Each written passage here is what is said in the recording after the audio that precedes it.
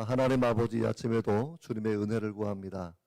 주님의 은혜가 아니면 살 수 없기 때문에 주님의 은혜를 갈망하오니 목마른 사슴처럼 주를 갈망하는 모든 성도들에게 하나님의 성령을 부어 주옵소서. 새벽에 나오며 주님께 또한 예물을 올려드립니다.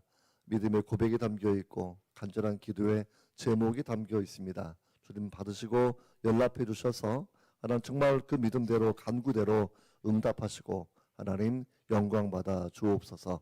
예수님의 이름으로 기도합니다. 아멘.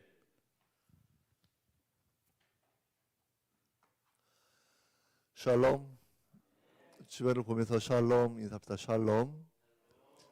샬롬 인사말을 보면 주님께서 요한복음 20장에서 제자들에게 옆구리하고 손을 보여주시면서 말씀하시는 거예요. 그래서 샬롬은 평강인데 평강은 주님의 옆구리와 손의 못자국을 통해서만 우리에게 전달되는 것입니다. 할렐루야. 그래서 우리가 평생 살면서 주의 샬롬을 누리고 살아야 되는데 그 샬롬은 그냥 우연히 얻어진 것이 아니라 주님께서 십자가에 죽으셨기 때문에 우리가 얻고 누리는 것이다 라고 생각하시면 좋을 것 같습니다. 자, 오늘의 말씀 바라보시면 특별히 기도에 대해서 오늘과 내일 말씀을 드리려고 합니다. 성경은 많은 성도들이 특별히 오늘은 바울 사도가 하나님께 어떻게 기도하였는지 그 기도의 내용이 담겨져 있어서 우리가 오늘 이 내용을 점검해 보면서 우리는 어떻게 기도할 것인가 라는 그런 부분을 가지고 자신의 기도를 다듬는 그런 시간을 가지시면 좋을 것 같습니다. 에베소서 1장을 처음 읽으니까 에베소서를 바라보면 비밀스러운 경륜, 하나님의 비밀, 경륜은 역사를 경영하시는 건데 세 가지 큰 원칙이 에베소서에 담겨져 있습니다. 한 가지는 창조하기 전부터 하나님께서 우리를 택하여 주셨다라는 거예요. 참 놀라운 이야기입니다. 하나님이 우주 만물을 창조하기 전부터 우리들을 생각하고 우리 이름들을 하나님이 불러내셨다라는 그런 부분을 가지고 설명하고 있어서 우리가 우연히 이루어진 존재가 아니라 참 하나님의 계획과 섭리 가운데 예정된 사람이구나라는 그런 부분을 우리가 먼저 믿으셔야 됩니다. 두 번째는 그리스도 안에서 함께 우리를 그리스도와 함께 하늘의 우편 보좌에 앉혀주셨다라는 겁니다. 그러니까 우리가 이 땅을 살아갈 때에는 대한민국에 또 익산에 살아가고 있지만 영적인 차원에서는 그리스도와 함께 앉아있는 승리한 성도의 삶을 하나님이 보여주시는 것입니다. 세 번째는 교회의 신비로움인데 교회가 그리스도의 몸이다라는 거예요. 그러니까 에베소서 마지막 5장 6장 넘어간다고 치면 성령의 충만을 받아라 말씀을 하시면서 바로 교회 이야기를 쭉 하고 있거든요. 교회가 그렇게 우리가 늘 지역교회를 다 알고 있지만 완벽한 교회는 존재하지 않습니다. 초대교회도 늘 문제가 있었고 여기저기 상처가 있었고 때로는 사회의 비난을 받을 때도 당시에도 많이 있었는데 주님께서 그 교회를 아가페의 사랑으로 대해 주시고 그 교회를 말씀으로 씻어주셔서 깨끗하게 하고 정결하게 해서 하나님의 거룩함에 이르게 하겠다. 아주 놀라운 하나님의 계획된 대상이 이 교회라는 부분입니다. 우리가 오늘 이런 맥락 가운데서 우리가 오늘 교회를 이루는 성도로서 어떻게 기도할 것인가라는 그런 부분을 하나씩 점검을 그렇게 해보시면 좋을 것 같아요. 자, 1절을 바라보시면 1절에 15절 16절 처음인데 같이 한번 두 절 읽어보도록 하겠습니다. 시작. 이로 말미암아 주 예수 안에서 너의 믿음과 모든 성도를 향한 사랑을 나도 듣고 내가 기도할 때에 기억하며 너희로 말미암아 감사하기를 그치지 아니하고.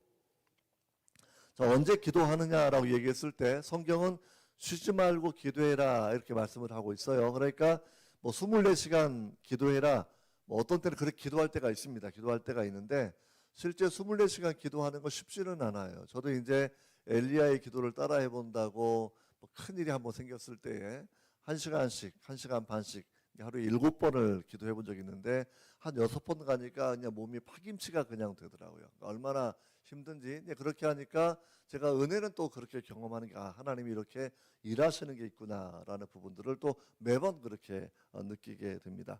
여러분 기도할 때라는 표현을 바라보면 바울의 자기 신앙 고백이 담겨져 있는데 그가 기도하던 때는 에베소서는 옥중 서신이니까 감옥에 갇혀 있을 때 기도하는 겁니다. 그러니까 인생을 생각해 보면 정말 인생의 정점에 서 있고 성공을 누리는 그런 때가 아니라 내가 복음을 전하다가 갇히고 매맞고 감옥에 갇혀 있을 때 기도를 멈추지 않았다라는 건데요. 근데 그러한 때를 어떻게 바울은 고백을 하고 있냐면 에베소 똑같은 성경 4장 1절에 바라보면 이렇게 되어 있어요. 그러므로 주 안에서 갇힌 내가.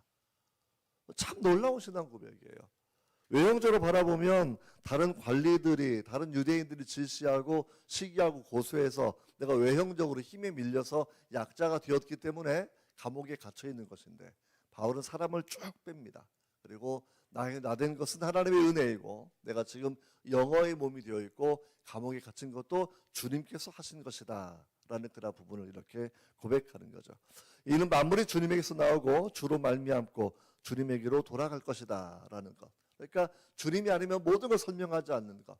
우리는 보통 인간사 생각할 때 사람만 생각하니까 때로는 상처받고 어려울 때가 분명히 있지만, 우리는 하나님께서 나를 홀로 두지 아니하시고 내 삶 전체에 대해서 통제하고 있다라는 이러한 신앙의 고백하는 것이 분명히 필요할 겁니다. 사실은 제가 이제 1월 구정 때 기도원에 갔던 이유도 사실은 제 아내가 좀 약간 아픈 게 있어서 함께 이제 기도하러 가려고 올라갔습니다. 뭐 그렇게 어려운 병은 아닌데 뭐 갑상선 암이 좀 발견이 돼서 그렇게 몇 개월째 그렇게 하고 있는데, 그 와중에 이제 저도 굉장히 하나님의 은혜를 경험했지만 아내가 딱 아프다 그러니까 당장 나오는 얘기는 당장 수술에 딱 나오더라고요. 수술하고 나면 갑상선암은 뭐 30년씩 살기 때문에 전혀 문제가 없어서 수술을 하라고 얘기하는데, 아내가 나한테 기도해보고 하는 소리냐 이렇게 나한테 묻는데 그게 상당히 민망하더라고요. 그래서 함께 이제 기도를 쭉 해오고 있다가 비로소 이제 지지난주 구정 때 올라가서 주님 주시는 위로를 제가 마음에 받았어요. 그래서 하나님의 손 안에 내 아내가 있다라는 그 마음을 하나님이 주셔서 뭐 수술을 받고 안 받고 관계없이 이거 하나님이 통제하시고 하나님이 관리하시는 상황이다라고 생각을 하고, 그러면 이제 남아 있는 것은 소명의 문제입니다. 우리가 어떻게 하면 아내가 나의 아내로 살아가는 것도 귀한 인생의 삶이겠지만 하나님 앞에서 각각 어떻게 주셨던 성도의 소명을 이루고 살아갈 것인가라는 그런 부분을 가지고 계속 그렇게 기도하고 있습니다. 그래서 어느 순간 아내가 만약에 내가 선교사 소명 받았어요 그러면 저는 다 그만두고 따라가야 됩니다. 이제는 지금까지는 아내가 나를 위해 수고를 많이 해왔기 때문에, 또 만약에 아내가 또 하나님의 은혜를 받고 또 새로운 삶을 산다 그러면 또 저는 또 나머지 인생은 또 아내를 따라다니면서, 아내가 알파고 내가 베타니까 늘 아내를, 알파가 첫 번째고 베타가 두 번째라는 거예요. 그래서 이렇게 이제 섬길 의향도 있는 그런 상태입니다. 이 말씀 바라보면서 저는 바울을 바라보면서 내가 갇혀 있지만 주 안에서 갇혀 있다라는 것.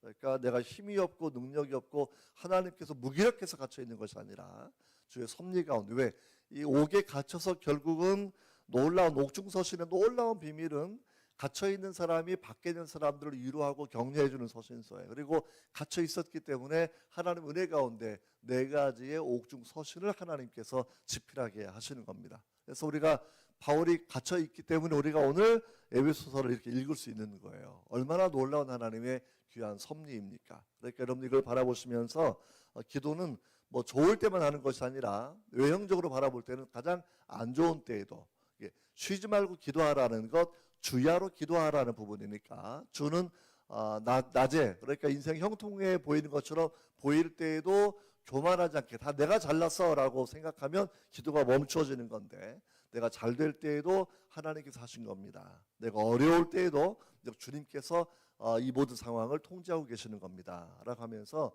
하나님을 바라보는 관점이 기도를 배우는 첫 번째 관점이다라고 그렇게 생각하시면 돼요. 또 한 가지는 진짜 신앙이 뭔가, 이번 주에 큰 주제가 진짜 신앙, 가짜 신앙 뭐 이런 부분을 제가 늘 가지고 설명을 해나가고 있고, 틈틈이 에드워드 목사님 이야기를 종종 제가 그렇게 해드리고 있습니다. 여러분 정말 내가 진짜 믿음을 가졌을까라고 얘기했을 때 바울은 2가지를 우리에게 설명하고 있는 거예요. 주 예수 안에서 믿음과 사랑이 있어야 된다라는 그런 부분입니다. 내가 정말 주님을 믿는 사람인가라는 것, 믿음의 분량만큼 내가 주님을 신뢰하는 것만큼 내 믿음의 진실성을 설명할 수가 있습니다. 그리고 그 믿음은 내가 성도를 향한 사랑으로 이어질 때에 그 믿음이 얼마나 진실한 건가를 우리가 보여주는 맥락이라고 설명하고 있다는 거죠. 그러니까 믿음, 소망, 사랑, 이걸 웨슬리 목사님은 거듭난 성도의 세 가지 본성의 성품의 특징이라고 이야기하고 있습니다.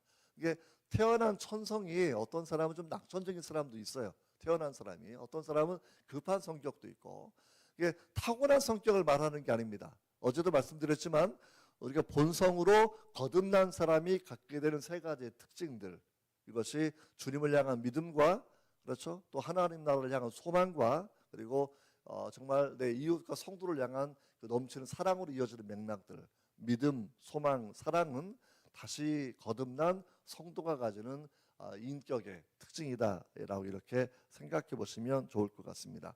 이 사랑의 문제를 우리가 많이 신경을 쓰셔야 돼요.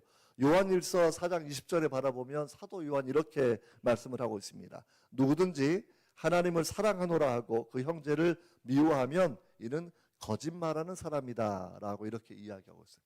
나 하나님을 사랑해요 라고 얘기하는데 내가 거짓말한다고 하면, 그래서 이걸 에드워즈 목사님은 자기가 진짜 신앙이라고 생각하고 있지만, 거듭났다고 생각하고 있지만 지나칠 정도로 증오심에 의해서 지배받는 사람이라고 하면 그것은 거듭난 사람이 아닌 상태에 있다라고 이야기하고 있습니다. 그러니까 내 마음 가운데 때로는 굉장한 증오심이 막 넘치는 분들이 종종 있을 수 있는데, 다시 냉정하게 생각해 보시고 하나님, 내가 진정으로 거듭난 하나님의 성도가 되기 원합니다. 인생을 살면서 화날 상황이 늘 있는 건 사실이에요.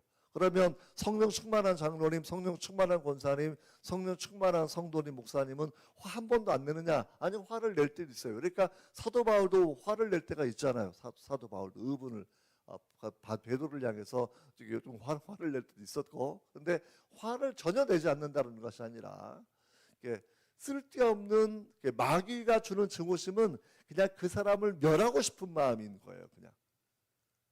그렇죠? 이건 성령이 주시는 마음이 아닙니다. 그러니까 내가 내 마음이 어떻게 통제받고 있는가라는 걸 통해서 내가 누구인가, 내가 빛에 살고 있는가, 내가 어둠에 살고 있는가라는 그런 부분을 우리가 이렇게 생각해 볼 수가 있습니다. 이런 맥락들 가운데서 오늘 그 유명한 사도 바울, 우리가 신약 성경의 3분의 1을 썼던 사도 바울, 그렇죠? 우리가 1차 전도여행, 2차 전도여행, 3차 전도여행, 마지막에 이제 4차 전도여행 하다가 로마에서 체포가 당하고 순교했던 이 바울의 삶, 정말 대단한 그런 선교사적인 삶이 아니겠습니까? 이런 바울이 어떻게 기도했는가? 그러니까 바울은 주님께서 공생의 사역을 하실 때는 직접 주님을 뵌 사람은 아닌데, 부활하신 예수께서 바울을 직접 찾아와 주셔서 사울아 사울아 왜 나를 핍박하느냐라고 말씀하시면서 직접 불러주셨던, 이방인을 위한 사도로 불러주셨던 굉장히 특별한 분입니다.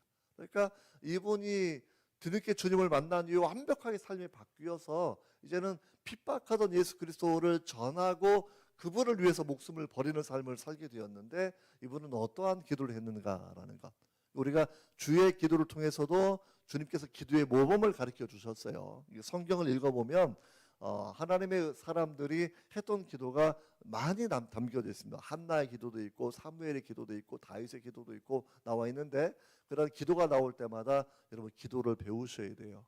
그래서 기도를 배우셔야 믿음이 성장하고, 기도를 배우셔야 하나님이 원하시는 삶을 우리가 누리고 살아갈 수 있습니다. 그래서 이 누림을 위해서는 기도의 깊이가 깊어져야 된다라는 부분을 기억하고, 우리가 제일 먼저 오늘 제가 5가지를 말씀을 드릴 텐데, 첫 번째가 뭐냐면 하나님을 정확하게 아는 겁니다. 이게 어떻게 고백하냐면 17절부터 23절까지는 하나의 기도예요. 하나의 기도인데, 우리 주 예수 그리스도의 하나님 영광의 아버지께서 지혜와 계시의 영을 너희에게 주사 하나님을 알게 하시고, 좀 말이 복잡한데요. 헬라 성경을 바라보면 이렇게 되어 있어요. 그냥 우리 주 예수 그리스도의 하나님 영광의 아버지, 이렇게 기도하는 거예요.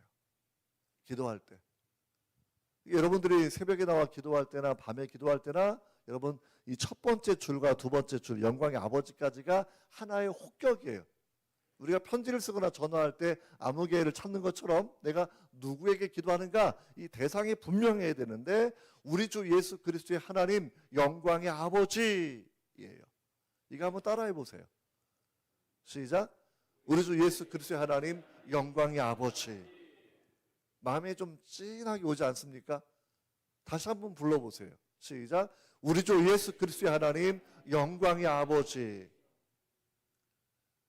그래서 이게 하나님 이렇게 부르는 거예요. 우리 주 예수 그리스도의 하나님.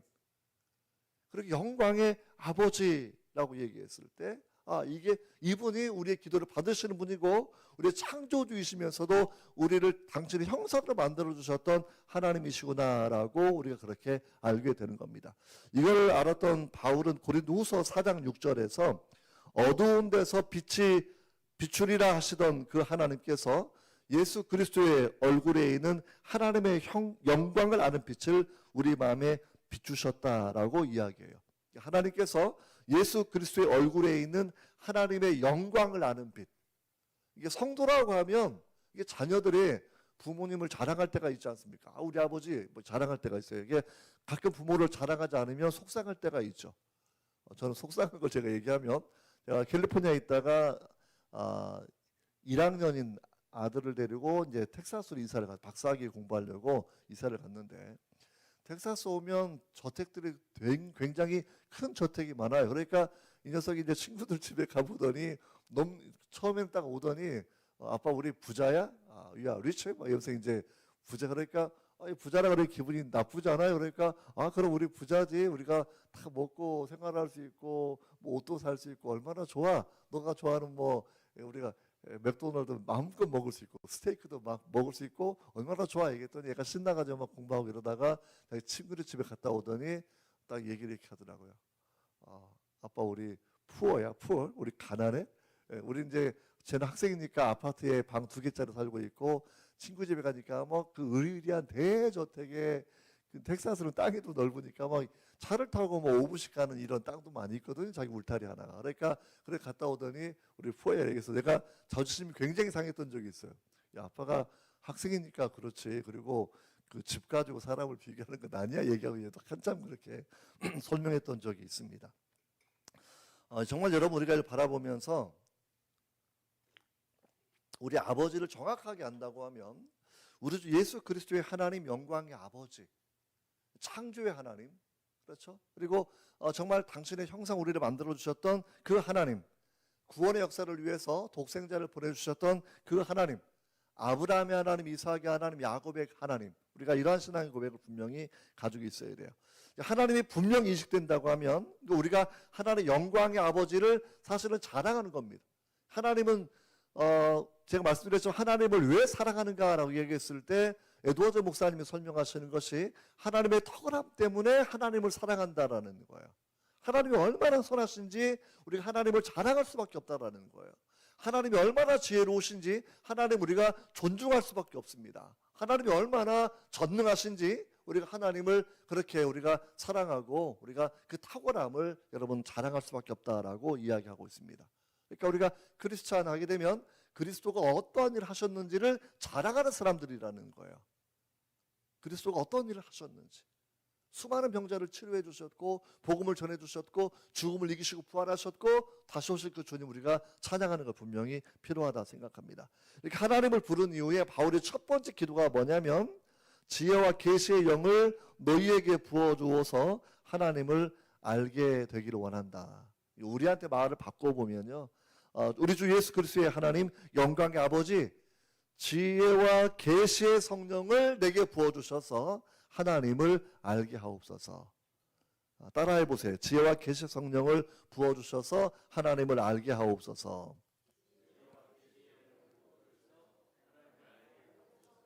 하나님을 아는 만큼 하나님을 신뢰하는 겁니다.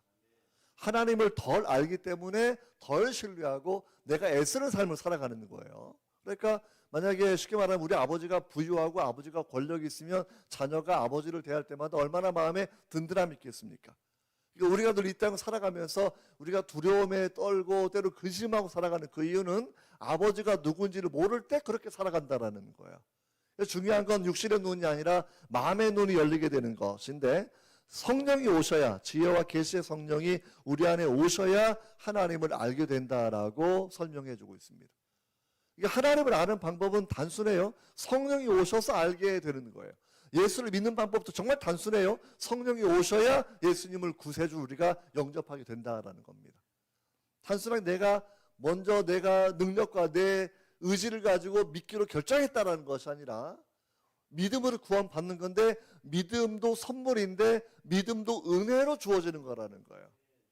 믿음도 은혜로 주어져서 우리가 하나님을 믿게 되었다. 믿음마저도 나의 공로가 아닌 것. 다만 우리가 믿음을 받은 사람으로서 믿음이 잘 자라날 수 있도록, 겨자씨가 잘 자라나서 3m 30에 이르는 거대한 나무로 성장해 가는 것처럼 내 믿음이 성장하도록 돕는 그 일들을 우리가 분명히 해야 된다라고 그렇게 생각하게 됩니다. 여러분, 하나님을 아는 것에 자라나기를 기도하십시오. 그래서 정말 이게 중요한 거예요. 그래서 우리가 베드로서를 바라본다고 하면 이 베드로 사도가 이렇게 이야기하고 있는데, 2장 3절에 하나님의 선하심을 맛보아 알지어다 라는 거. 이게 하나님의 선하심을 맛보아 알기 위해서 여러분 계속 우리가 하나님을 알고 그분을 의지하고 그분과 함께 살아가는 그런 삶을 우리가 살아가야 한다라는 거죠. 우리 한국에서 이어리영 교수라고 문교부 장관도 하시고 그다음에 서울대 교수하고 이런 분이 있었는데, 그분이 나이 70에 세례를 처음 받지 않았습니까? 지금 돌아가셨는데 그분이. 근데 이제 나이 70의 세례를 처음 받게 되었을 때 기자들이 인터뷰에 그렇게 안 믿던 분이 갑자기 70에 믿게 되었으니까 그럼 믿음이라는 것이 무엇입니까? 라고 얘기했을 때, 그렇게 그래도 한국에서는 나름대로 유명한 지성인이고 성공한 사람이죠. 박사고 서울대 교수고 그다음에 장관까지 했으니까 그 정도면 대통령 빼고 다 해본 거니까 그냥 성공한 삶을 사는 것이 아니겠습니까? 네, 그분이 이렇게 이야기합니다.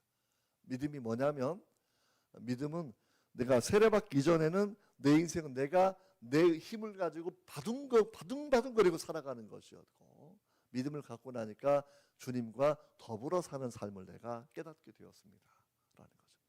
주님과 더불어 사는 삶을 살아가는 것, 하나님과 함께 연합한 사람으로 살아가는 것, 그리스도와 내가 연합한 존재가 되어서 함께 살아가는 것, 성령이 내 안에 내주하셔서 내 삶을 이끄시는 삶을 내가 살아가는 것, 여러분 이것이 정말 중요하다라는 겁니다. 이 하나님을 안다라는 건 단순한 지식을 아는 것을 넘어서는 그런 문제이고, 보통 우리가 히브리어로 야다라는 말을 쓰고 있는데, 이거는 그 인격 자체를 알아가는 거죠. 사람 영역에서는 아내와 남편이 서로 깊이 알아가는 것처럼 하나님과 우리가 서로 그렇게 알아가는 것. 그래서 요한복음 17장 3절에서 주님 말씀하시기를 영생은 곧 유일하신 참 하나님과 그의 보내신 자 예수 그리스도를 아는 것입니다 라고 고백하고 있는 거죠. 영생은 유일하신 참 하나님과 그의 보내신 자 예수 그리스도를 아는 것입니다. 이렇게 여러분 고백하고 있습니다. 빌립보서 3장 10절을 바라보면 똑같이 옥중서신인데, 빌립보 3장 10절에 바울이 이렇게 이야기하고 있어요. 내가 그리스도와 그 부활의 권능과 그 고난의 참여함을 알려고 하여. 이때가 언제냐면 고린도 후서니까 바울이 사도로 부름받고 나서 10여 년이 지났을 때예요.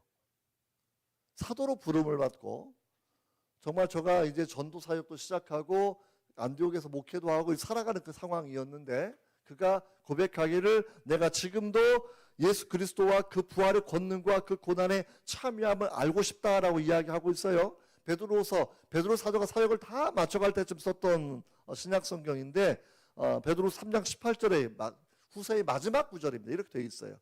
오직 우리 주 곧 구주 예수 그리스도의 은혜와 저를 아는 지식에서 자라가라. 베드로가 성도를 바라보며 성도에게 주는 메시지가 뭐냐면, 믿음은 죽어있는 게 아니라 살아있는 믿음은 계속 그로잉업 자라라는 거예요. 하나님을 아는 것이 자라가는 거예요. 하나님을 살아가는 게 더 증대해가는 거예요. 그분을 신뢰하는 것이 더 자라라는 거예요. 내가 과거에는 믿음이 좋았는데 지금 믿음이 없어, 이건 죽어버리는 거예요. 하나님을 신뢰하는 믿음, 하나님을 알기 때문에 그분을 신뢰하는 것, 하나님이 내 삶의 모든 영역을 통제하고 있고, 그래서 그분을 신뢰하고 그분을 사랑하고 살아가는 것이 분명히 필요하다라고 여러분 그렇게 믿으셔야 됩니다. 신앙생활하면서 정말 중요한 건 뭐냐면 구원의 감격이 있었어요. 어느 순간부터 우리 신앙이 자라지 않는 경우가 있습니다. 어느 순간부터 신앙이 딱 정체되어 있어요. 기도도 깊어지지 않고 하나님을 향한 사랑도 깊어지지 않고 딱 정체가 되어 있는 그런 부분들을 우리가 바라본다고 하면 왜 그런 것일까? 이게 정체되어 있는 것 중에 한 가지 아는 게 뭐냐면 영적인 입맛, 영적인 갈망이 없어요. 하나님을 알고 싶은 갈망이 없어요. 성경을 읽고 싶은 갈망이 없어요. 세상에서도요, 오늘 내가 밥맛이 없어. 이건 이제 죽음을 준비하는 거예요. 살아있는 날 동안에는 여러분 밥맛이 있기를 주의 이름으로 축원합니다. 여전히 밥이 맛이 있어야 돼요.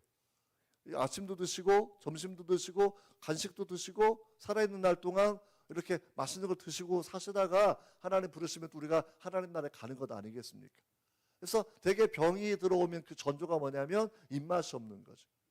영적인 병이 들었을 때에는 하나님의 선하심을 알고 싶은 갈망이 없어진 그 상태, 진리를 알고 싶어하는 갈망이 없어진 그 상태, 이건 아주 심각한 상태이고 이 상태가 지속되면 은혜의 표징이 소멸되게 됩니다. 점점 내가 구원 받았을까?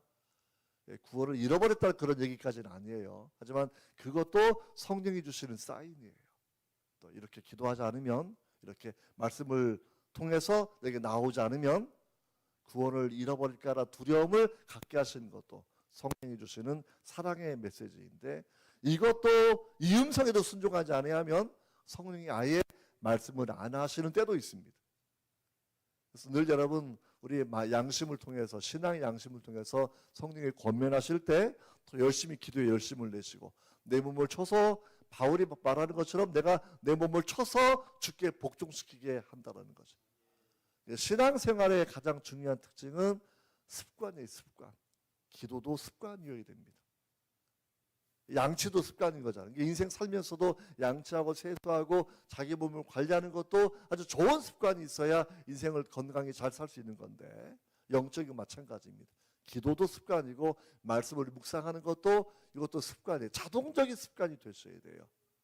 그래서 습관이 이루어지면, 우리 목사님 제가 아침에 잠깐 보면서 아침에 새벽에 나오시는 게 워낙 이제 평생 목회하셨고 또 이곳에서 깊은 기도 생활 하시면서 이미 숙달했다 되어 있는 거고, 저처럼 목회하는 목사가 아닌 사람은 일주일에 한 번 정도 새벽 기도 순서가 저한테 있거든요. 학교에서도 교목들이 이제 돌아가면서 설교를 하니까. 그러니까 또 뭐 보통 때는 이제 꼭 가서 기도하지 않고 그냥 집에 혼자 기도하니까, 그래서 아침에 좀 잠을 잘 때가 종종 있거든요. 그래서 저는 목사님들 정말 존중합니다. 자기 몸을 쳐서 그리스도의 삶을 살아가고 그 삶을 살아가는 목사님들 참 대단하구나 생각하고, 특별히 우리 임정희 목사님, 저보다 액면가가 더 나간다고 늘 제가 말씀을 드리는데, 더 나간다 그러면 나보다 더 나이가 많이 드셔 보여, 이런 얘기를 하고 아침부터 농담하면 농담이 좀 이해가 될지 모르겠는데, 아무튼 여러분 이렇게 말씀을 제가 드려요. 중요한 건 뭐냐면 거룩한 열망이 소멸되면 안 돼요. 성경을 알고 싶다, 읽고 싶다, 주님을 알고 싶다, 선하신 맛보 알고 싶다, 여러분 그 열망이 식어지지 않기를 주의 이름으로 축원합니다. 요한복음 10장 14절에 주님 말씀하셔요. 내가 내 양을 아는 것처럼 양도 나를 안다. 주님을 알고 계십니까? 주님을 알면 걱정을 하겠어요? 근심을 하겠습니까? 주님께 다 맡길 수 있는데, 기도하고 염려할 내용을 기도하고 염려를 안 하면 되는 거예요. 하나님께 기도하는 순간부터 하나님 손에 맡기기 때문입니다. 우리가 어제도 열심히 기도했지만 자녀를 위해서, 자손을 위해서 기도하고 그분께 맡기는 거예요. 기도한 다음에 또 끌고 와서 내가 근심하는 것이 아니라 계속 기도하고 그분을 신뢰하고 일하실 주님을 기대하고 찾아가는 것이 우리가 해야 되는 그런 일이다라고 그렇게 생각하시면 됩니다. 그래서 이 하나님을 알려고 하면 지혜와 계시의 성령이 우리에게 부어져야 된다라는 거 하고, 또 두 번째 뭐냐면 마음의 눈이 열려야 되는 부분이죠. 이 두 번째가 이렇게 기도해요. 그래서 그 다음 구절인데 18절입니다. 18절 같이 한번 읽어보도록 하겠습니다. 시작. 너희 마음의 눈을 밝히사 부르심의 소망이 무엇이며 성도 안에서 영광의 풍성함이 무엇이며까지죠. 자, 진리와 계시의 성령, 지혜와 계시의 성령을 부어주셔서 하나님을 알게 하소서. 또 한 가지는 지혜와 계시 성령을 부어주셔서 내 마음의 눈을 열어주소서라는 거예요. 노안이 되면 좀 침침한 게 있죠. 저도 이제 책을 보다 보니까 이렇게 볼 때가 종종 있더라고요. 이렇게. 그래서 이제 예전에는 전혀 그런 분들을 이해를 못하다가 어느 순간부터 이렇게 책을 나를 바라보면서 이제는 내가 좀 무슨 잘못하면 돋보기를 따로 써야 될 때가 오는구나 생각하. 뭐 신체는 이렇게 나이가 먹으면 조금씩 노쇠해져 가는 거예요, 기본적으로는. 근데 그래도 중요한 건 뭐냐면 마음의 눈만큼은 시력이 더욱더 정정해지셔야 된다는 겁니다. 눈이 두 개가 있는 거예요. 그렇죠? 육신의 눈이 있고 마음의 눈이 있고.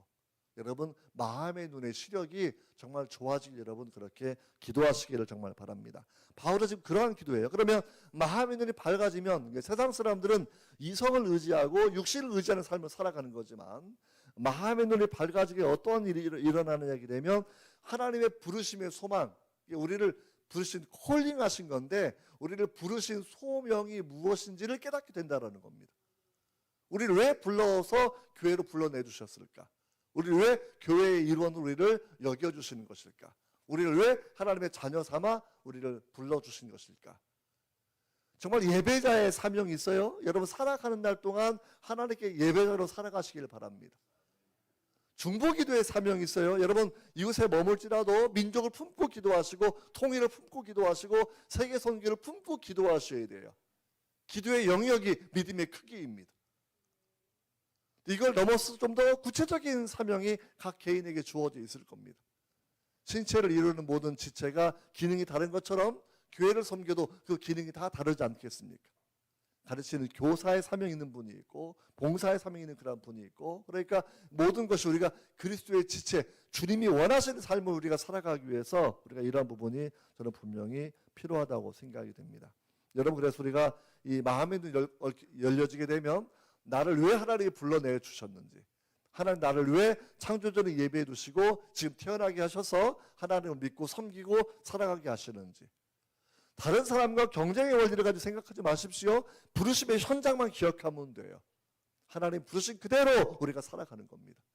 때로는 아내로 때로는 남편으로 부모로 해서 주어진 그 사명을 가지고 살아갈 때에 우리가 하나님께 우리에게 주셨던 위대한 그 일들을 분명히 해낼 수 있을 것이라 그렇게 여러분 생각하게 됩니다. 그러니까 소명은 목사만 받는 게 아니라는 거예요.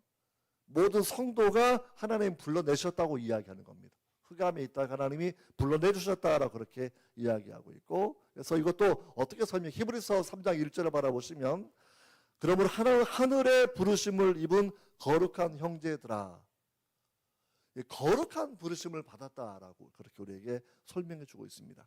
디모데후서 1장 9절 말씀도 이렇게 되어 있는데 하나님이 우리를 구원하사 거룩하신 부르심으로 부르심은 거룩한 부르심으로 우리를 부르심은 오직 자기의 뜻과 영원한 때부터 전부터 그리스도 예수 안에서 우리에게 주신 은혜대로 하시는 것이다.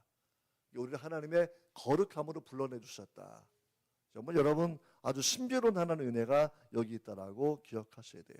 우리를 불러내 주신 이유 결국 어둠에 빠진 사람들에게 전도자로 살아갈 수 있도록 우리는 기본적으로 부름 받았으면 You are the light. 우리는 세상의 빛이다. 세상의 소금이다 말씀을 하고 계시는 건데 우리의 모든 삶과 언행을 통해서 흑암 있는 사람들이 우리를 바라보고 인생의 길을 깨닫게 되는 겁니다. 아침에 오다 보면 교회가 높게 십자가가 있잖아요. 빨간 십자가 딱 있어가지고 방향이 굉장히 분명해요. 딱 보면 이제 저기 교회구나 하고 또 열심히 또 교회를 그렇게 오게 됩니다. 우리가 세상의 빛이 되었다고 얘기하는 것, 뭐 영광을 받으라는 그런 의미가 아니라 우리를 바라보면서 인생이 어디로 가야 되는지 사람들이 알아야 된다는 거예요. 죽음이 끝이 아니라 죽음 이후에 하나님의 심판이 있고 우리가 하나님의 본향에 가야 된다는 삶을 우리가 보여주는 과정이 우리한테 분명히 필요하다라고 그렇게 생각합니다. 저는 미국에 있었을 때 강영호 박사님 예전에 그 미국의 그분이 시각장애인인데 인권 차관보, 인권 장관 차관 밑에 차관보인데 그래도 그 정도가 되면 상원에서 인준받는 500명 중에 한 명이에요. 미국의 권력 사회를 500등에 안에 드는 그런 사람이라고 생각하면 되는데, 그렇죠? 그분이 했던 얘기 생각해요. 그분이 60대 넘으셔서 이제 암으로 돌아가셨는데, 그분이 그렇게 아프게 되었을 때 많은 사람들이 와가지고 워낙 뭐 맹인이었지만 위대한 삶을 살지 않았습니까? 뭐 세상적으로도 미국의 차가운 문에 성공한 사람이었지만 장애인에서 불구하고 많은 청년들을 말씀으로 깨웠던 전도자의 삶을 살았던 그런 사람이거든요. 그러니까 많은 사람 오셔가지고 한 번 더 우리 기도해서 더 하나님께 생명을 연장해달라고 기도하고 더 많이 전도하는 삶을 살아갑시다 얘기했을 때 그분이 그걸 반대하더라고요. 저는 그게 너무나 큰 충격이었습니다. 아닙니다. 내가 해야 될 마지막 일이 있습니다. 자신의 장래를 본인이 다 준비합니다. 그럼 무슨 일을 하려고 하시는지 물어보니까 죽음이 끝이 아니라는 것을, 죽음 이후에 가야 할 본향이 있다라는 것을 내가 내 다음 젊은 세대들에게 내가 이거를 보여주고 싶습니다. 그는 교육학 박사입니다. 그래서 우리가 죽음을 통해서라도 내 자녀를 전도할 계기를 삼는 거예요. 얼마나 위대한 삶입니까? 여러분, 우리 이걸 바라보면서 정말 우리가 변화된 삶을 그렇게 살아가야 된다라고 그렇게 생각하시고, 그다음에 꼭 자녀에게도 성경도 전달해주는 그런 삶을 사셔야 될 겁니다. 제가 좋아하는 예화 중에 하나가, 저도 이건 책에서 읽은 그런 예화인데, 일본 교육가 도무다카 시모지라는 그런 사람이에요. 사형수였고요. 북해도에 있는 그 추운 곳에 탄광촌에 일을 하던 그런 사람이었는데, 이게 사형수가 죽을 때까지 일하는 곳이 당시에는 탄광이었거든요. 거기서 그렇게 일을 하고 있었는데, 어느 날 여자분 한 분이 면회 왔다. 가보니까 할머니예요. 근데 자세히 보니까 자기 어머니예요. 80이 넘은 어머니가 자기 아들을 면회하러 온 거예요. 또 아들이 또 뭐 성질도 못했으니까 어머니 막 타박하고 이러니까 어머니가 떠나시는데 책을 한 권 주고 가셨어요. 성경. 근데 성경을 읽겠습니까? 놔뒀더니 그 예전 분들은 담배를 종이에 말아서 피우셨잖아요. 옛날에. 제가 기억이 나요. 담배 잎을 농사지은 분들이 신문지를 해가지고 담배를 말려서 놓고 곤방대에 피우시든지 아니면 말아서 피우시든지 이렇게 했던 게 생각이 나는데, 자기 탄광이라는 동료들이 성경을 찢어가지고 담배말이를 하고 있는 거예요. 담배말이 이렇게. 그러니까 처음에는 그냥 신경도 안 쓰다가 늙으신 노모가 오셔가지고 주신 책인데 그 책이 그냥 한없이 불태워지는 거 바라보면서 아유, 그거를 한번 읽어봐야 되겠다. 일로 가져와 해가지고 이제 성경 읽기 시작하는데, 성경을 읽다가 그분이 변화되기 시작을 합니다. 눈을 뗄 수가 없었고요. 성경이 빠지고 나니까 성경을 사랑하게 되고, 탄광하다 일을 하다가 시간 날 때 성경을 가지고 읽고 또 읽고 성경에 영향을 받기 시작을 하는 거예요. 어느 날 갑자기 성경 읽고 있는데 뻥 소리가 나더니 탄광이 무너지는 겁니다. 본인 나와 있는데. 말씀을 사랑하다가 그건 살아난 것이죠, 기본적으로. 여러분, 어머님이 그냥 한 권의 성경을 마치 갑옷처럼 남겨주신 거죠. 아들 면회 왔다가 사형수인 그 아들 불쌍하다고 말도 듣지 않으니까 그저 성경 한 권 전해주었지만 결국 성경을 읽게 돼요. 그는 읽는 그 말씀을 통해서 내면의 변화가 일어나게 되고 사형에서 면제가 되고 그런 일본의 유명한 교육가가 됩니다. 77세로 세상을 뜰 때까지 중학교, 고등학교 6개를 세웠고 고아원을 6개를 세웠다라는 거죠. 그러니까 외형적 바라보면 별거 아니겠지만 사형수가 그렇게 변화되었다고 얘기하는 것은 놀라운 변화입니다. 여러분, 우리가 이걸 바라보면서 우리가 하나님의 그 은혜를 우리가 바라보게 되는 거죠. 여러분, 마음의 눈이 열려야 됩니다. 마음의 눈이 열리면 또 한 가지 비밀스러운 것은 성경이 읽어지게 돼요. 시편 119편 18절을 바라보시면 이런 기도가 있어요. 시편 119 가장 긴 성경 챕터인데, 내 눈을 열어주소서. 주의 법에 기이한 것, 기이하다 이거 아름답다 이거예요. 주의 법에 아름다운 것을 보게 하옵소서. 마음의 눈이 열리면 성경에 푹 빠져들게 돼요.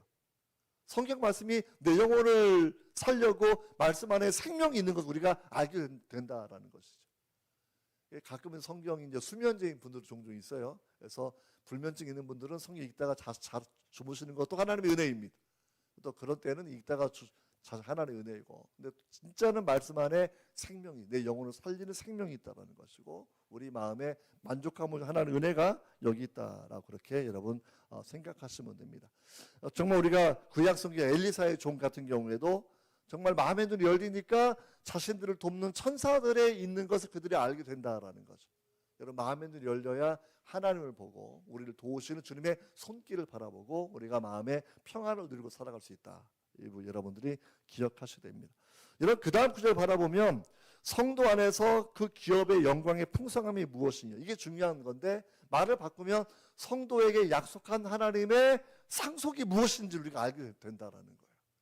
이 땅을 살아갈 때는 나그네처럼 살아가고 핍박을 받으니까 쫓기는 자처럼 살아가고, 당시 초대교회 때는 크리스찬들이 조롱당하는 사람들이었으니까 그렇게 정말 조롱당한 사람처럼 살아가고 있었지만, 성도에게 주셨던 그 위대한 상속의 내용을 우리는 가지고 있다라는 겁니다. 제가 잘 아는 원로 목사님 한 분이 자기 친구 별명 얘기를 하죠. 친구 별명이 만평이 만평. 제법 유명한 목사님들인데, 그래서 이제 갑자기 왜 만평이라는 별명 그 얘기 해주는 게 뭐냐면, 조상들이 남겼는데 못 찾은 땅들을 가끔 찾는 게 있다면서, 그러니까 그걸 통해 가지고 상속을 받지 않았는데 뒤늦게 이 남겨진 땅이 만평이나 돼가지고 그 땅을 찾게 된 거예요. 만평. 그러니까 그게 또 얼마나 주변에 목사님들 부러운지 그 친구 이름을 바꿔요. 야, 김만평, 만평이라고. 그렇죠? 이 땅에서 알지 못했던 상속을 발견해도 그렇게 사람들이 부러워하고 좋아하는 거예요. 만평의 땅을 찾았으니까. 근데 여러분, 우리가 천국에서 상속받을 게 만평이겠습니까? 천국의 영광스러운 천국의 부유함을 우리가 상속받은 것인데, 그러니까 세상의 재벌로도 비유될 수 없는 영적인 재벌의 자녀가 바로 우리 모두라는 거죠. 할렐루야. 세상에서도요, 재벌가에 4촌만 되어도 사람이 친구하려고 난리예요. 아니, 뭐 5촌, 6촌만 되어도. 근데 여러분, 영적으로 우리가 하나님의 자녀가 되고 또 얘기하면 여러분 직접 상속받는 그런 사람들이 아닙니까? 좌우를 둘러보시면서 내가 이래봬도 대단한 재벌가의 자손입니다. 한번 인사해 보십시다. 내가 이래봬도 대단한 재벌가의 자손입니다. 할렐루야. 정말 여러분, 만평보다 더 위대한 게 다 있어요. 그거 꼭 찾으셔야 돼요. 하나님 상속하시겠다고 얘기하는데 왜 상속을 안 받으려고 해요? 상속 주신다고 말씀하시는데, 여러분 그 이야기입니다. 마음에 열리고 나니까 성도 이 땅에서는 전도자로 살고 핍박을 받고 살고 힘들게 인생을 살아가고 있지만 우리에게 어떤 미래가 보장되어 있는가라는 걸 얘기했을 때, 숨겨진 신분을 우리는 회복하는 것이 여기에 있다라고 그렇게 설명해 주고 있습니다. 그래서 이걸 우리가 바라보면서 정말 우리가 영생을 누리고 살아가고 천국의 소리가 하나님과 함께 살아간 삶을 살아간다라고 그렇게 이야기하고 있고요. 그래서 하나님의 기업의 영광의 풍성함을 바라보는 것, 이걸 영어를 직역하면 이렇게 되어 있는데, 영광이 가득한 상속의 부유함이여라는 거예요. 그러니까 상속을 받았는데 그냥 세상 것은 물질이지만 우리는 하나님의 영광이 가득하게 있는 천국을 상속받는 건데, 이게 얼마나 풍요로운 것인지, 얼마나 부유한 것인지, 그것만 생각하면 자다가도 벌떡 일어나도 기뻐하셔야 되는 거죠.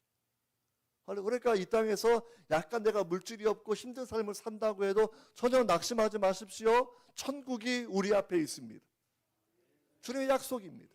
마음에 열려야 천국이 보이는 거고, 내가 하나님의 자녀인 게 여러분 보이는 것이 분명히 아니겠습니까?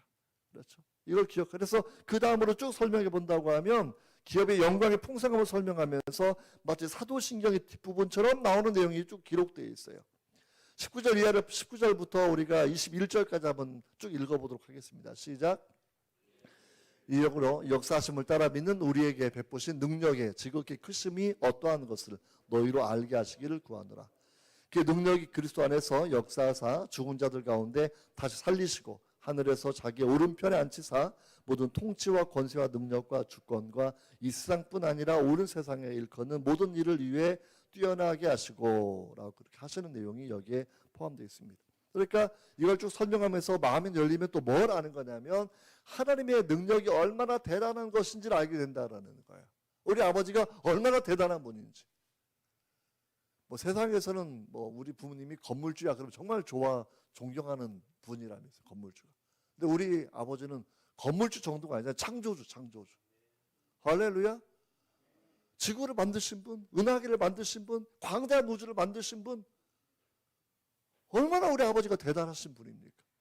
그래서 저는 그래 에드워즈 목사님 글을 읽을 때마다 마음이 도전. 그래서 우리가 하나님을 자랑하는 거예요. 근데 이거 더욱더 넘어가서 단순한 자연세계를 만드신 것뿐만이 아니라 20절 바라본다고 하면, 그리스도 안에서 역사하셔서 다시 죽었다가 살아나게 하셨고 라는 그런 표현을 여러분 20절에 기록하고 있죠. 하나님의 오른편 보좌에 앉게 해주셨고 다시 오게 하신다라는 그런 표현인데, 십자가에 죽게 하시고 부활하게 하시고 승천하게 하시고 다시 오게 하시는 것. 왜요? 신부인 하나님의 성도들을 데려가기 위해서입니다. 얼마나 영광스러운 그러한 장면들입니까? 이 땅에서 아무리 호의호식을 해도요, 하나님 나라에 못 가면 정말 꽝입니다. 사실은 가장 불쌍한 사람들입니다. 이 땅 우리가 주를 위하여 굶주린 삶을 살아가고 우겨쌈을 당하고 전도자의 삶을 살아간다고 해도 불쌍한 것이 아니라 주님과 함께하는 삶을 살아간다고 하면 영원토록 영생을 누리며 천사가 시종드는 삶을 살아간다라고 우리에게 성경은 그렇게 약속해 주는 거죠. 그러니까 마음의 눈이 열리게 되면 진리와 계시 성령이 부어지고 마음의 눈이 열리게 되면 소명을 알게 되고 내가 상속받을 게 무엇인지를 알게 되고 내 삶을 이끄신 하나님의 능력이 얼마나 전능한 능력인지를 알게 된다라고 하는 그런 부분입니다. 이게 바울이 감옥에 앉아서 이 기도를 지금 하고 있는 겁니다. 감옥에 갇혀 있지만 하나님의 경륜 가운데서 옥중서신을 쓰면서 밖에 있는 성도들에게 그렇게 말씀해 주시는 것. 하나님의 능력에 가장 집중된 것. 천지 창조야 엿새만 하나님이 다 만들어내셨죠. 기본적으로. 네, 사람을 영적으로 거듭나게 하는 것은 사람이 다 의지를 가진 사람들이 하나님이 이걸 강제하지 않으시기 때문에 나와라 변론하자 자꾸 설득하고 또 은혜를 보여주고 기적도 보여주고 해서 우리가 사랑은 자발적인 사랑을 원하는 것처럼 그렇죠. 여러분 강제로 사랑을 요구하고 강제로 결혼하는 거 재미없어요? 모든 남자 중에 나를 선택하기 때문에 모든 여자 중에 나를 선택하기 때문에 우리가 아내가 되고 남편이 되어 인생을 같이 살아가는 거죠. 여기 의지가 있기 때문에 하나님도 그 사랑을 원하시는 거죠. 그래서 우리 이걸 바라보면서 하나의 능력이 위대함 우리를 거듭나게 하는데 시간을 참 많이 쓰죠. 그 전능자가 우리를 6일 만에 거듭날 때 한순간에 만들어내시지만 이 거듭남의 과정까지 이를 때에는 변론하고 대화하고 찾아오시고 보여주시고 깨닫게 해주시고 이 모든 과정을 주님이 아끼지 않는다라고 우리 그렇게 말씀해 주고 있습니다. 이걸 여러분 기억하시면서 그러니까 마음의 눈이 열린 사람하고 열리지 않는 사람하고 다른 거예요. 마음의 눈이 열리면 바울처럼 그렇게 기도합니다. 감옥에 앉았어도 우리 주 예수 그리스도의 하나님 영광의 아버지. 여러분 오늘 아침에는 그 기도를 한번 쭉 내용을 돌이켜 보시면서 이게 이제 서신서니까 외부에 있는 성도에 주셨던 메시지 되어 있어서 본문이 좀 이렇게 문어체로 되어 있지만 사실은 기도문으로 형성되어 있는 그런 부분이고 내가 너희를 이렇게 기도하고 있다. 진리와 계시의 성령님 그들을 성령을 부어주셔서 밖에 있는 성도로 하여금 하나님을 알게 하옵소서. 우리가 자녀를 기도하는 거예요. 하나님 철수를 위해서 진리와 계시의 성령을 철수에게 부어주셔서 하나님을 알게 하옵소서. 진리와 계시 성령을 영에게 부어주셔서 하나님을 알게 하옵소서. 마음의 눈이 열리게 도와주셔서 인생의 소명을 깨닫게 해주시고 천국의 상속을 바라보게 하시고 인생 홀로 사는 것이 아니라 우리를 도우시는 하나님의 능력을 바라보는 성도가 되게 하옵소서. 이게 영적인 세계를 눈으로 보는 사람들이 분명히 아니겠습니까? 정말 저는 이걸 바라보면서 바울의 위대한 기도가 에베소서 2개가 나와 있는데 1장에 이 기도가 나와 있고 또 3장에 우리 속사람을 돌보는 기도가 또 있어서 이 부분은 제가 또 내일 아침에 여러분과 함께 말씀을 나누어 드리려고 합니다. 이걸 바라보시면서 이제 마지막 구절의 내용이 뭐냐면 가장 신비로운 게 에베소의 신비로운 게 교회를 그리스도의 몸으로 여기셨다라는 그런 부분인데 22절, 23절이 바로 그런 내용이에요. 만물 위의 교회, 그를 만물 위의 교회의 머리로 삼으셨다. 예수님이 교회의 머리이다라고 설명을 하고 있고 교회는 그의 몸이다라고 설명해서 만물 안에서 만물을 충만하게 하시는 이에 충만합니다. 참 부족한 우리들인데 주님께서 자신의 몸으로 여기셨다라는 거예요. 주님의 몸으로. 그분의 옥체로 우리를 여겨주셨다라는 거. 그러니까 얼마나 대단한 겁니까? 그래서 정말 성도들 깨달아야 되는 것은 마지막 시대에는 교회에 대한 신학이 새로워져야 됩니다. 그래서 우리가 지역교회를 통해서 우리가 그리스도를 만나게 되는 신부로 성장해 되는 그런 과정들인데 여러분 교회 멤버인 것, 교회 지체인 것 이것이 정말 가문의 자랑이어야 돼요. 영광이어야 됩니다. 여러분 바울은 그 이야기를 우리에게 해주고 있는 거예요. 그래서 마지막에 만물을 충만하게 하시는 이에 충만합니다 하는 부분 뭐냐면 이런 거 쉽게 말하면 내 신체가 있어야 정상이고 이게 충만함이에요. 신체가 없으면 결여되어 있는 거죠. 이게 우리를 뭐 생각하는 거냐면 주님의 신체에 있어야 되는 것처럼 우리 인정해 주시는 거. 기호가 있어야 주님이 내 손이 다 있는 거네 생각하신다라는 거예요. 영이가 있어야 내 발가락이 다 있네 주님이 생각하신다. 왜? 성도를 통해서 주님이 일하시기 때문입니다. 성령께 우리를 통해서 누군가에게 위로를 전하게 하시고 누군가에게 복음을 전하게 하시고 누군가를 또 섬기게 하시고 누군가를 위해서 기도하게 하시기 때문에 우리가 살아간 날 동안 우리는 예배자의 사명과 기도자의 사명과 전도자의 사명이 있다. 따라하면 예배자, 기도자, 전도자. 할렐루야. 이 세 가지 사명은 여러분 꼭 놓치지 않으시기를 정말 주의 이름으로 축원합니다. 기도하겠습니다. 우리 주 예수 그리스도의 하나님 영광의 아버지 지혜와 계시의 성령을 사랑의 동산께 모든 성도들에게 부어주셔서 하나님을 알게 하옵소서. 우리 주 예수 그리스도의 하나님 영광의 아버지 지혜와 계시의 성령을 우리 성도들에게 부어주셔서 마음의 눈을 열어주옵소서. 마음의 눈을 열어주셔서 우리를 부르신 거룩한 부르심의 소망, 인생의 소명을 깨닫게 해주시고 성도의 삶을 살아가며 우리에게 약속하신 천국의 부유함을 우리로 바라보게 하시며 이 땅을 살아가는 날 동안 우리와 함께 하시는 하나님의 전능하신 그 능력을 바라보고 기대하고 의지하고 살아갈 수 있도록 하나님 도와주옵소서. 주 예수께서 죽으시고 다시 부활하시고 승천하실 때 하나님께 함께 하여 주셨던 것처럼 우리도 예수와 함께 연합한 자가 되어 살아갈 수 있도록 하나님 도와주시옵소서. 우리를 교회의 일원으로 교회 지체로 불러주셔서 감사합니다. 오 주님, 주님의 손과 발 되어 인생을 살아가게 하옵소서. 예수님의 이름으로 기도하옵나이다. 아멘.